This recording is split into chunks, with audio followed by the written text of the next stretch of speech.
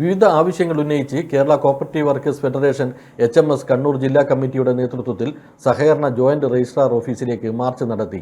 സഹകരണ സംഘം ജീവനക്കാർക്ക് അനുവദിച്ച DA തടഞ്ഞുവെച്ച RCSന്റെ പ്രത്യേക നിർദ്ദേശം പിൻവലിക്കുക, മുഴുവൻ DA കുടിശ്ശികയും അനുവദിക്കുക, ശമ്പള പരിഷ്കരണ കമ്മിറ്റി രൂപീകരിക്കുക തുടങ്ങിയ ആവശ്യങ്ങൾ ഉന്നയിച്ചുകൊണ്ട് നടന്ന മാർച്ച് CMP സംസ്ഥാന സെക്രട്ടറി CA അജീർ ഉദ്ഘാടനം ചെയ്തു.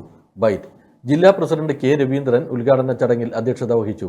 NC Sumod, VN Ashraf, കാരിച്ചി Saseendran, K Santhosh, MK Kunhikannan, KP Saleem, കാഞ്ചന മാച്ചേരി തുടങ്ങിയവർ സംസാരിച്ചു.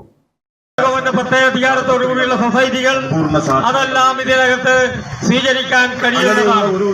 നിങ്ങൾക്ക് കാണാൻ കഴിയുന്നത് കേന്ദ്ര ഗവൺമെന്റിനെതിരെ ഘോരഘോരം സംസാരിക്കുന്നവർ ഈ സംസ്ഥാനത്തിലെ സഹകരണ മേഖലയെ കുറിച്ച് സംസ്ഥാനത്തിലെ സഹകരണ വകുപ്പും നമ്മുടെ മുഖ്യമന്ത്രിയും ചില കാര്യങ്ങൾ വ്യക്തമാക്കേണ്ടതുണ്ട്.